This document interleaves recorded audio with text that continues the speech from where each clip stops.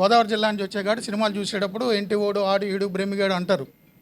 కానీ ఆయన బ్రహ్మి గాడ్.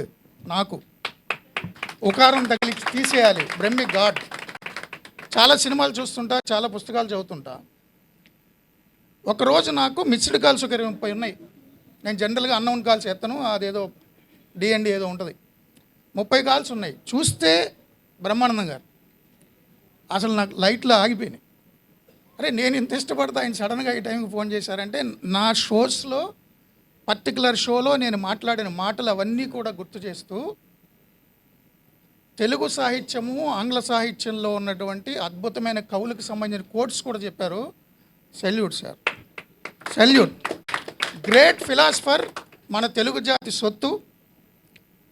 ఆయన 100 ఏళ్ళు 200 ఏళ్ళు కాదు, కాలం ఉన్నంత వరకు బ్రహ్మానందం గారు మన డిజిటల్ డివైసెస్లో ఉండి తీరుతారు.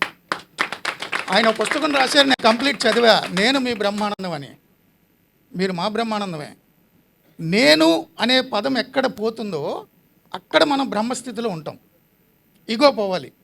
యోగ వాసిష్టంలో శ్రీరామచంద్రుడికి ఇదంతా వైరాగ్యం వచ్చేసి ఏం చేయాలో తెలియక రాత్రిపూట గురువుగారి దగ్గరికి వెళ్ళి తలుపు కొట్టాడంట వశిష్ఠుడి దగ్గర. ఎవరు తలుపు కొట్టిందంటే నువ్వెవరు అని అడిగాడట వశిష్ఠుడు. అది తెలియక వచ్చా అన్నాడు. సో నేను అనే పదం కోల్పోతే మనం బ్రహ్మానందంలో ఉంటాము, స్థితిలో ఉంటాము. సినిమా చూస్తున్నప్పుడు నేను అనే పదం కోల్పోయి అహంకారం కోల్పోయి పడి నవ్వుతాం కదా, అది బ్రహ్మానంద స్థితే. బ్రహ్మజ్ఞానం బ్రహ్మానంద స్థితి పొందాలంటే జ్ఞాన మార్గం, దైవ మార్గం, భక్తి మార్గం చాలా ఉన్నాయి. నవ్వు అనే మార్గాన్ని మర్చిపోయారు.